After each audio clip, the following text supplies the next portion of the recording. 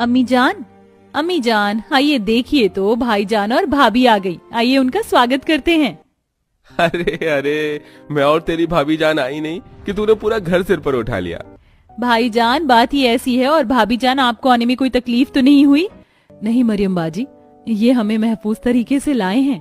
क्या बात है, हमारी बहू घर में आने से पहले ही मुस्लिम जैसा बोलने लग गई। बस माँ जी थोड़ी सी प्रैक्टिस की थी, मेरा मतलब अम्मी जान। माशाअल्लाह, बहू तुम्हारे मुंह से अम्मी जान सुन हमें बहुत सुकून मिला। अरे अब तुम दोनों बहू को यहीं खड़ा रखोगे क्या? आओ बहू, अंदर आओ। दोनों बहू बेटे घर में आते हैं तो जरीन और मरियम उन पर फूलों की बौछार करते हैं। फिर शेफाली ससुर के पैर छूती है तो वो रोक देता है। अरे अरे बहू, हमारे यहाँ ये सब करने की जरूरत नहीं है, बस आंखों से इज्जत करो और अस्सलाम वालेकुम बोल दो। जी अब्बू जान, वालेकुम अस्सलाम। हाँ शेफाली। फिर घर वाले बहू बेटे को अच्छा सा खाना खिलाते हैं। वहाँ नॉनवेज देख बहू को अच्छा नहीं लगता। क्या हुआ बहू, तुम खाना नहीं खा रही? अब अम्मी जान को कैसे बताऊं कि हमें नॉनवेज नहीं पसंद, मैं सिवई खा लेती हूँ, बहुत है।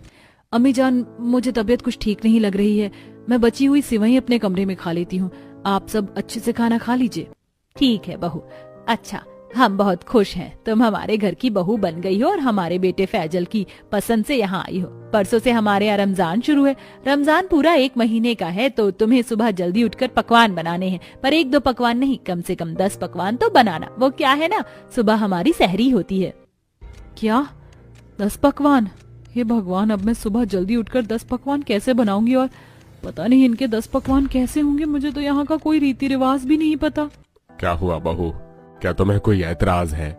हाँ भाभी जान, आप रमजान में सुबह सुबह खाने की तैयारी कर दोगी ना? देखो हम सब यहाँ पर रमजान में रोजे रखेंगे, तो इस बीच हम कुछ भी नहीं खाते, तो आपको हमारा इतना ख्याल तो रखना ही होगा। हाँ Shefali, you don't have any problem with that, right? हाँ अब्बू जान, अम्मी जान, आप फिक्र ना करें, मैं सुबह उठकर खाना बना दूंगी। 5 बजे ही तो उठना होगा। नहीं बहू, तुम्हें 4 बजे उठना है, वरना हम सहरी कब करेंगे? जाओ, अब तुम दोनों आराम करो।